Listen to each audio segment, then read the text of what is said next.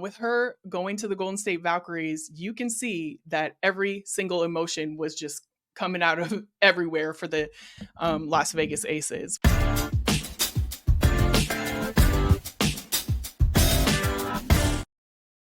Welcome to We Need to Talk Now, presented by AT&T. I'm Alicia J, and as always, I'm here with Ashley Nicole Moss. Hello. I'm in my oversized, cozy sweatshirt. The cold front in Miami, though, it's interesting. It came and went, but I think subconsciously I'm not ready for it to go yet. So I have the AC on blast, all the fans on high, so I can walk around in a sweatshirt and pretend it is cooler outside than it actually is. So that's what I'm up to. What about you, Alicia? Listen, I am just trying to get through this Monday, if I'm being honest. Monday hit hard. Look at that. Mondays in December are so draining. It's just this time of year, you kind of just, after Thanksgiving, it's just, you want to stop doing things. Let's just reconvene in the new year. But obviously, a lot to talk about. We can't just put pause on everything. The world doesn't stop spinning, and the sports world certainly does not spin it. It definitely does not. In the sports, all the sports that are in right now are flying by as well. I don't know if you feel that, but I'm like, how are we almost how's football season almost? You're seeing all of the games, championship game. It's a lot, Alicia. I'm stressed out. Let me take a deep breath. Yeah, we all need to take a deep breath collectively, but we're going to talk about some really cool things today. And one is Kate Money Martin. So excited she was drafted in the expansion draft to the Golden State Valkyries. So we're going to talk about that because there was some feelings involved there, Ashley, that we need to talk about. And then Jewell Loyd. I mean, there's a lot going on there. She asked to be traded from the Seattle Storm, and there's investigations and things happening around that. So we're definitely going to jump in and give our 2 cents there. Just so many things to talk about when it comes to sports. Like you said, never stops. Absolutely. And speaking of never stops, neither does this podcast. So we want to remind you to lock in with us on all of our social media accounts, as you can see here on the bottom of the screen, and also to turn your notifications all the way up, like and subscribe to us on YouTube so you can see all the episodes, catch up with things that you might have missed. Behind the scenes look, long form versions of the interviews that we play in short clips here on the pod. But if you are somebody who needs your hands free, you're doing Christmas shopping, I don't know, maybe you just want to disconnect from all social media screens, devices, trust me, I get it. You can listen to us. Just scan this QR code right here. We are on Spotify. We are on Apple. So there's no reason to not be tapped in with us right here at We Need to Talk Now, presented by AT&T. And some of you out there may have some questions for us because, we do, like you said, the podcast never stops. We talk on here every single week, multiple times. And you may have some questions for us that we haven't answered yet. So make sure that you submit those because we're going to have a special mailbag episode coming up. And I'm actually really excited to see what you all ask. I think it's going to be a fun episode for sure. But speaking of fun, well, maybe not so fun for everyone. Right. Kate Martin, she was drafted by the Golden State Valkyries. And let me tell you, all the feelings came out when Kate was drafted there. Look, I think we have some of the quotes right here. Let's look. Oh, all of them at the same time. So for those of you who cannot see this, Chelsea Gray said, Money Martin, just statement, dang. Sydney Colson, crying in my martini. Alicia Clark, Kate gets to SF and starts calling Nat Coach Nakase acting different already. And then Asia Wilson was like, y'all want this expansion so bad. Now look, my baby Rook is gone. And listen, I could understand why they feel that way. As a rookie coming in, she was, drafted to this team. Well, first of all, Kate Martin wasn't even supposed to be drafted, right? She wasn't slated to be drafted on draft night. So in itself, the fact that she came to support Caitlin Clark and then she got drafted was amazing. And then when she got on the team, everybody, she became a fan favorite. Every single, I don't know, I haven't seen one person that said a bad thing about her, right? And then in addition, the whole team loved her, like gave her an amazing rookie experience. The chemistry was like off the wall. It was so much fun to watch. So, with her going to the Golden State Valkyries, you can see that every single emotion was just coming out of everywhere for the Las Vegas Aces. What did you think about, this reaction I after? was actually, I mean, the reaction I can understand. Like you said, she was a fan favorite. She was a team favorite. Just the Aces as a whole organization, fan base, like I mentioned, just really embraced her, really loved her, constantly. Her presence on social media was huge. The engagement whenever she was on social media and those posts were huge. The camaraderie, the chemistry was there almost immediately. Um, I'm actually very surprised she was even offered up in this expansion draft. We were talking about this on Monday when we kind of were previewing what we would expect during this draft and some of the players we thought could be offered and or sent and ultimately selected. And one of the reasons why you and I were both kind of like probably not Kate is because again, she is on a rookie deal, so it is a team friendly deal. Um I think that it wasn't costing the Aces this exorbitant amount of money to keep her. I think also her potential of what she can be as a W player, season and season to come is there. And whether you want to start thinking about it or not, I would always think when you have, a core group of women who are of a certain age, you always want to, in the back of your mind, start thinking about, if you can start securing pieces to ultimately seamlessly replace them whenever that time does come.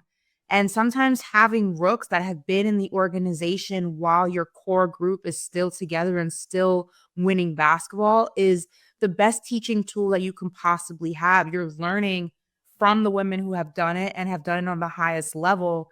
And that's almost invaluable. It is invaluable. So I'm surprised when you have someone of that kind of magnitude, why you wouldn't hold on to her for as long as you possibly could. Again, going back to I understand the W is a business, but again, going back to just the business part of it, when that player is on such a team friendly deal and it's really not costing you anything to keep her, and there's just so many more pros than there is cons. So I was surprised her name was even called.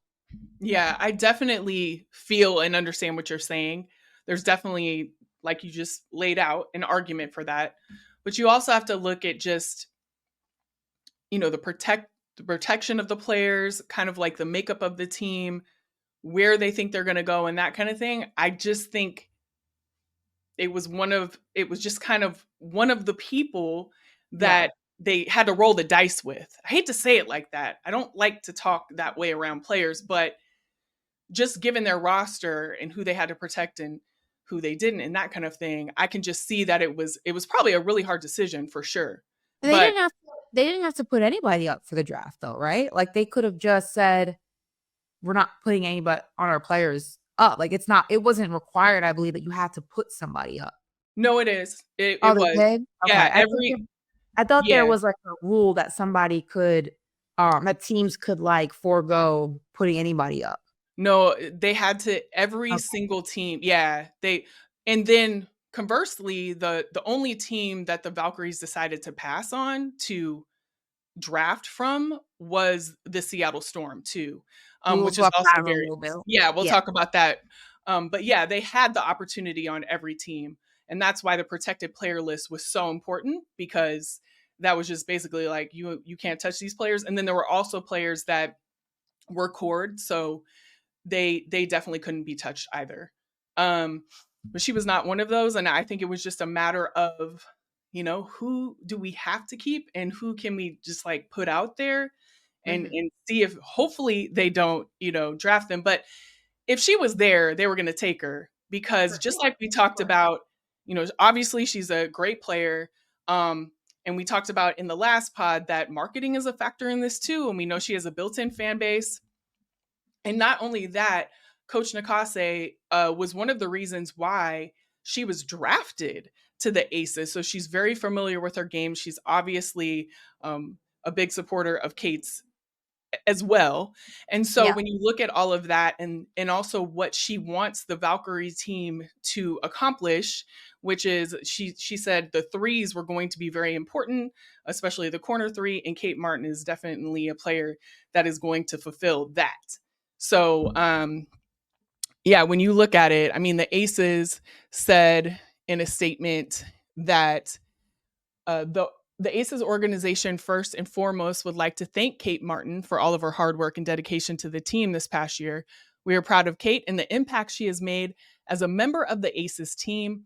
Although we are sad to see her leave, being selected by Golden State shows the value Kate possesses in this league, and we all wish her nothing but the best as she continues her career with the Valkyries, as with anyone who has been a member of this historic franchise.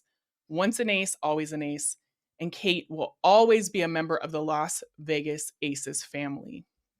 So obviously, it is a hard thing. It was a hard thing for them, but it was just something they had to do when it came to this draft. So I there was another statement. Actually, Kate said after she was drafted, the league is all about opportunity. I am very thankful for the Aces and everything I got to learn there, but I'm really excited for this new beginning and to build something from the ground up with the Valkyries.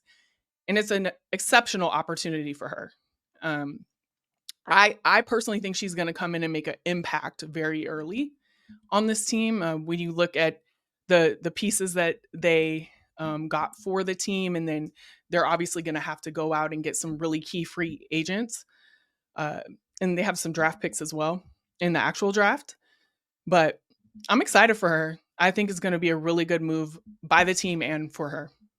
Yeah, I mean, a lot of international players were selected by the Valkyries. I don't think that was by design. I think it was maybe just a cool coincidence. But looking at the roster of the names that ultimately were selected, it's a very versatile roster. It's, offensively, and there's a lot of scoring ability there, and there's a lot of leadership experience on this team. So that will help with the players who maybe aren't as experienced in this league. But I think ultimately what I also see is that if you take away the experience when it comes to winning and just, other aspects of the game, I think that they're just trying to ultimately build a culture that's engaging for fans and is engaging in terms of having good character and good values when it comes to being a player in this league. And I think when you look at this roster, everyone fits that criteria in some way, shape, or form. So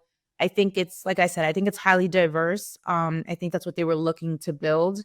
And it's going to be interesting what that final roster looks like when it's all said and done. But I think it's interesting. And I think that for everybody it was a very tumultuous time on WNBA Twitter. And just realize we get to do it again in a year from now. So there is that. And Alicia, you mentioned Seattle as one of the teams that did not make, or the only team rather, that did not make a selection in this expansion draft. And that brings us to our next topic, which is Jewell Loyd requesting a trade from Seattle. Shook waves on social media over the weekend. So some of the notes, just to give everyone just the cliff notes of the situation. As I mentioned, the Valkyries opted out of passing, or rather opted to pass on Seattle in the expansion draft. Now, this was a team that just finished investigation of its coaching staff following accusations of harassment and bullying, which found no violations. So again, the investigation went through all the due diligence. Nothing came back. Chicago Sun-Times was the first to report the investigation, sparked by the experience of multiple players. Now, ESPN had reported that Loyd had been the one to file the complaint about the coaching staff. Loyd is a six-time All-Star who was drafted by Seattle in 2015 and helped the team to its WNBA championships in 2016 and 2018. She also led the WNBA in scoring in 2023. Now, the interesting thing is she still is currently under contract with Seattle through 2026, after which she will become a free agent. As we mentioned at the top of this conversation, she is looking to not wait that long as she has requested a trade. Coach Noelle Quinn has been Loyd's teammate from 2016 to 2018, and this past season was her fourth season as head coach of Seattle. And it's interesting, just all the different things that kind of have unfolded this WNBA season. I think we've seen so many coaching changes. We have seen some investigations happen. Some have been completed, some have not been. You think of the situation with De'Erica and the Aces, I believe, if I'm getting that correct, where Yes. he filed the complaint, if you will, against her treatment when she was there. It's a lawsuit now. We all know about the Skylar Diggins situation when she was in Phoenix and after she had her baby, and ultimately why she wanted to be taken out of that situation. Now she's in Seattle a lot happier. She's been very vocal about her experience and the things that the organization allegedly did wrong to her. I mean, there's been a lot that has been unfolded. A lot of Pandora boxes have been open. I mean, what do you make of this request from Jewell, especially with everything we know that has transpired before this request was made? Man, there's so many layers to this that I think, things obviously that we don't even know about. Right. It's disheartening that it's even happened. The Seattle Storm traditionally has been one of the WNBA franchises that has been a fan favorite. They stand alone. They don't have an NBA team that is like connected to them. Um, they definitely have a very loyal and amazing fan base. And traditionally, a lot of people have said that it's been a great place to play. So to hear that something happened, right? We don't know what it is, but that something happened is disheartening. You never want to hear anything about that with any team, especially a WNBA team. However, for her to say, hey, like, I filed this complaint, for it to be, I guess, unfound, which that's a loose term for me too, because you don't know how the investigation was conducted. You don't, that there's a Also, lot of and you also don't know, like, let's say the investigation, everything was done and, cross your T's, dot your I's type of thing. When you talk about organizations and big businesses, there's always ways to kind of like hide certain things and sides. We're not saying that that's what's happening here, but just generally speaking, it wouldn't be the first time that, although an investigation was done correctly, you don't find the evidence you need to move forward because, people are good at hiding things that could be detrimental to the longevity and the betterment of, what they want and what they need. So, exactly. And so, with all of that in tow, for her to come and say, hey, I do want to trade, that's fine and great because she's flexing her voice and saying, this is what I need out of this situation. I'm telling you exactly where I'm at. I want to be traded. So, everybody with that information, do what you will. And so it'll be interesting to see what happens with Jewell Loyd moving forward.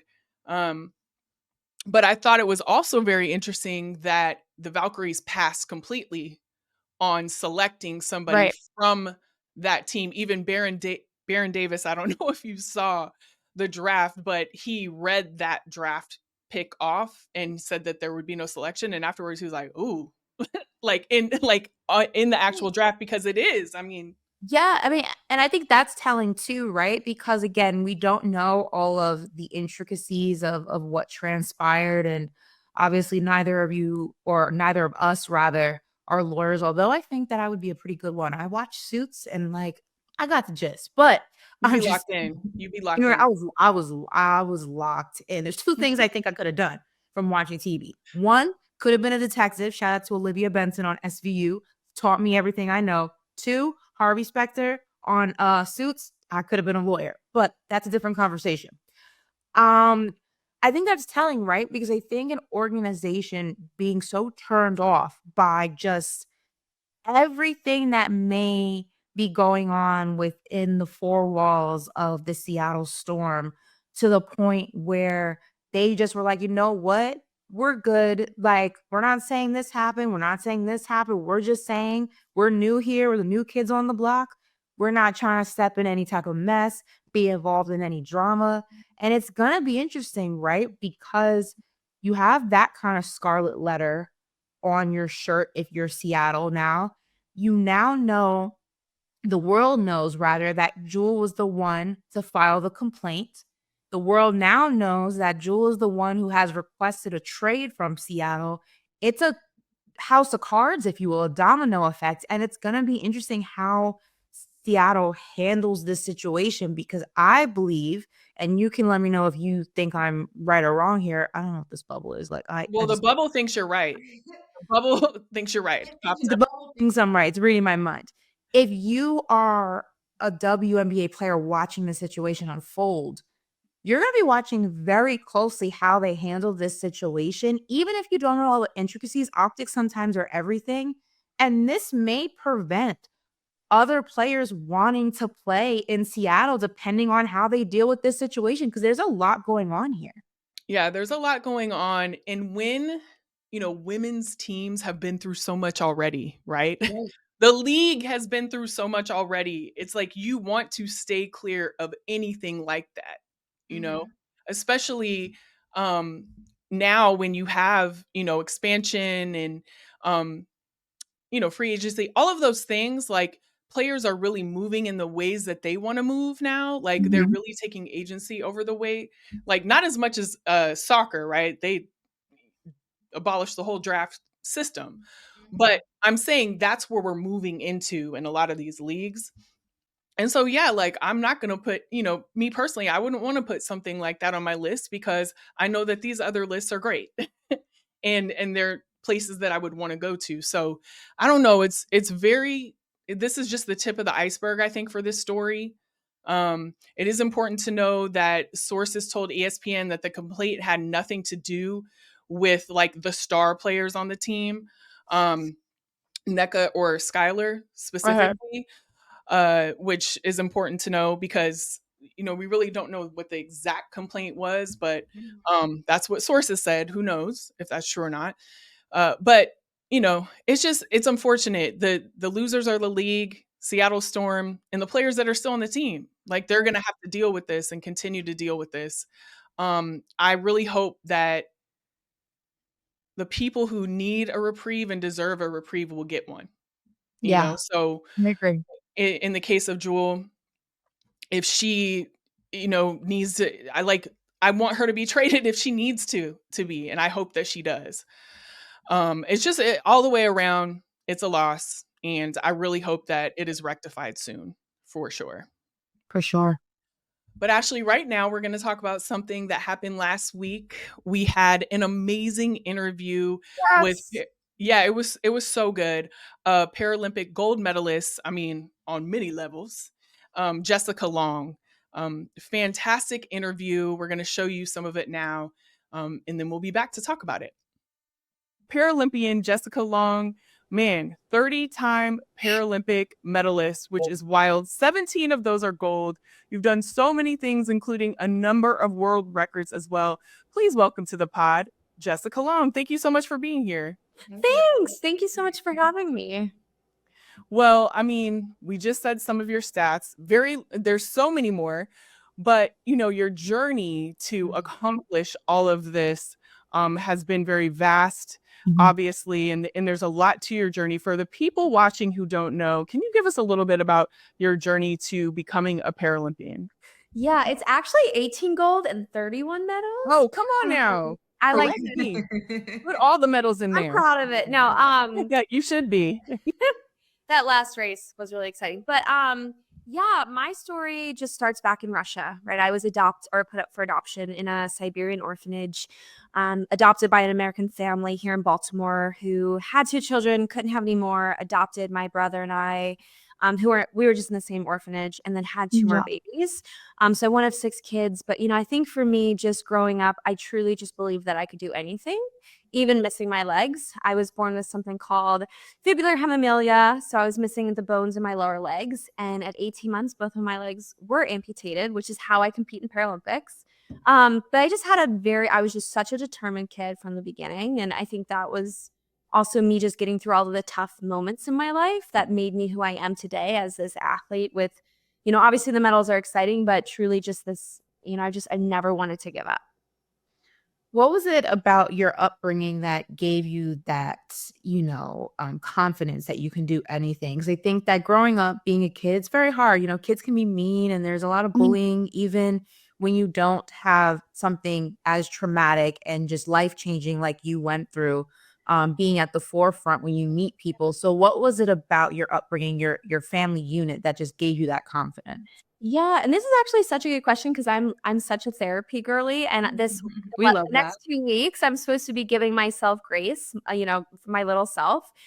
So this is such a great question. Just when I think back to little me, I think there was a lot of times that I just thought I couldn't feel sorry for myself. I think there were moments where I truly felt like if I felt sorry, it would have been hard to keep moving forward. But I also had a really great support system that just really encouraged me that I could do anything. But it's so confusing, right? Because how do you find that balance of like, I had such an incredible support system, but I also felt like I couldn't show weakness. And I think that's really tough because, at times I think I needed to show weakness. I think I needed to just say I can't do it all. But I think there were ways that, just helped me, right? Swimming helped me. Swimming was an outlet. I joined swimming when I was 10, but swimming was an outlet for me to get out, almost to just exhaust myself emotionally, physically, mentally.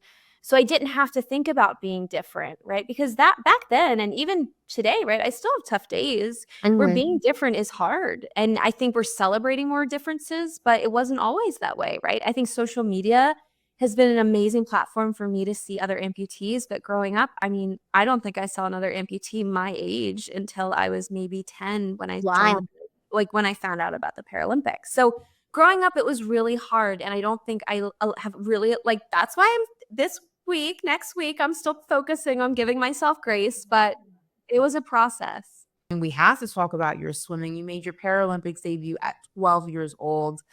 That's a big commitment for a 12-year-old, to decide like you want to go to the top of the top, the biggest sporting event that you could possibly be part of, the biggest community you can possibly be part of. What was that conversation like? How did you arrive to that point?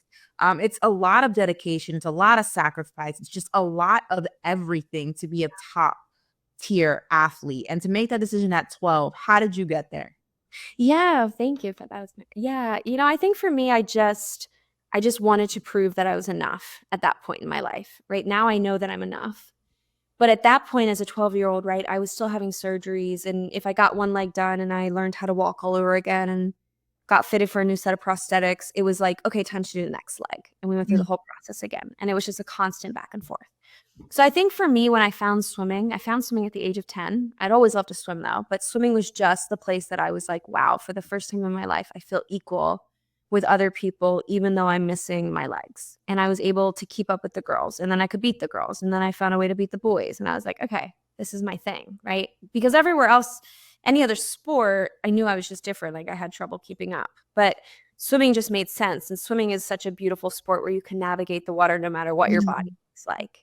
Right. And I did, like, in order to get to the Paralympics 2 years later, right, I was not expected to make the team. Somehow I made the team. And, for me, I remember my coach, Andrew Barenko, who's still kind of my, he'll always be my forever coach. I reach out all the time with help, like give me a workout or how, whatever. But we would spend hours working on my pinky placement or my elbows, or how can we navigate my body without a kick? And we found ways, the most powerful parts of the water to move me forward. So for me to get to the Paralympics was first insane. And then people started winning. And I was like, okay, wait, I want to win a gold. I thought the gold was like the prettiest. And I loved winning, right? I always wanted to win. But it really truly surprised me and even just my family when somehow I was up against a world record holder, jumped in, 100 freestyle. Somehow I caught her and I beat her by a 1/10 of a second. But literally 15 meters out, I remember saying to myself, I did not come here to get second. And we were neck and neck. But yeah, I beat her by a 1/10 of a second. And that is insane because when I look back on my Paralympic debut, right, like those were fast times. Like I'm like, oh my God, like you don't realize that you're that young and that I was fast. And I just had this desire to prove that I was enough. And I think that truly was, that's all it took for me to just say, I want to win. Just in a way, I think it was more me being like, I was always enough, even to my birth family. But it also just felt really good. Well, talking about being always enough, you wrote a book recently called Beyond the Surface, where you talk about being enough and you talk about the path to self acceptance. Hmm. What was I mean, writing a book is such a big accomplishment. And I know it was a lot. It It's was a super lot. vulnerable too, very Yeah. transparent, and yeah. Thank Yeah. What was the biggest thing that you learned while writing the book? Yeah, okay, so this is really cool, and I haven't shared this with too many people, but just what the way that I wanted this to be so real and authentic was I would do an hour of therapy, and then I would right after, I would immediately call just kind of my 2 ghostwriters, and one of them was my little sister, Hannah. She helped a lot with the book. She wrote a lot. But I wanted to be like, okay, go from therapy to really, really, really understanding or processing or just working through stuff right immediately to the book. So I wanted it to be super, super real, super authentic. And I think that's just the way that I approach a lot of things is, and maybe that's being adopted is I want you to love me for me, right? I don't have anything to hide. And I think maybe that's just because, I didn't have a choice with being adopted. Nobody asked me.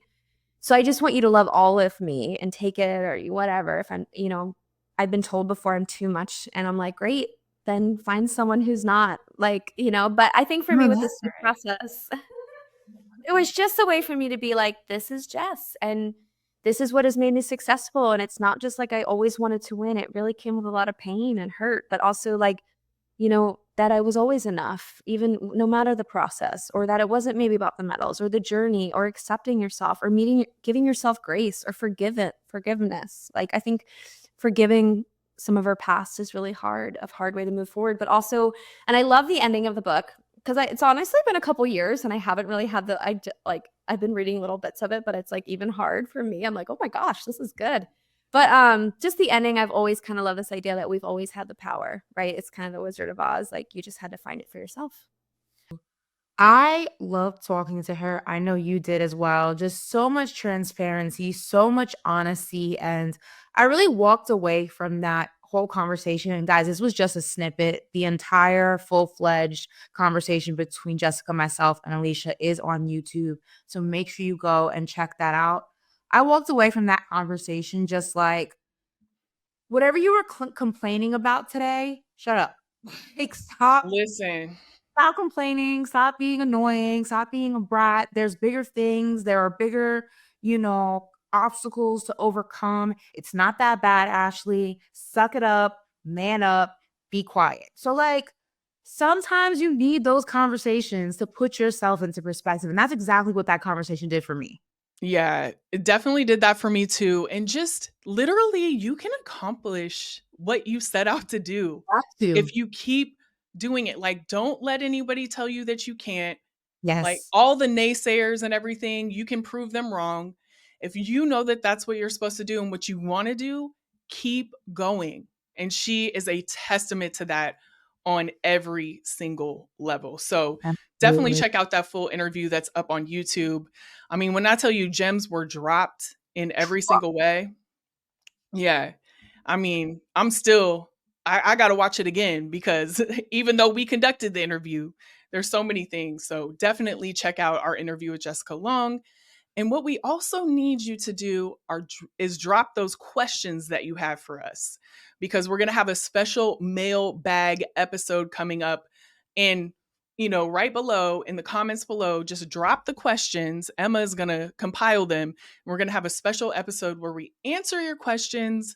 And it's going to drop on Christmas Eve, I believe, Ashley. And So, listen, if you don't want to drop them here in the comments, head over to social media, whether it's IG, whether it's Twitter, X, I don't even care, Blue Sky, all that good stuff. You can drop them there too if that's easier for you. We want to hear from you. We want to be able to pull those questions out of our hat, but it's not really going to be a hat, but we could pretend it's going to be a hat. Emma's the hat. And we're going to pull them out of the hat. And we want to get to know you a little bit better and have you get to know us better. So drop those questions. yes, definitely drop those questions. And we'll be putting those all together and we're going to see you on the next episode. So just get the questions in and we'll be seeing you soon right here on We Need to Talk Now presented by AT&T.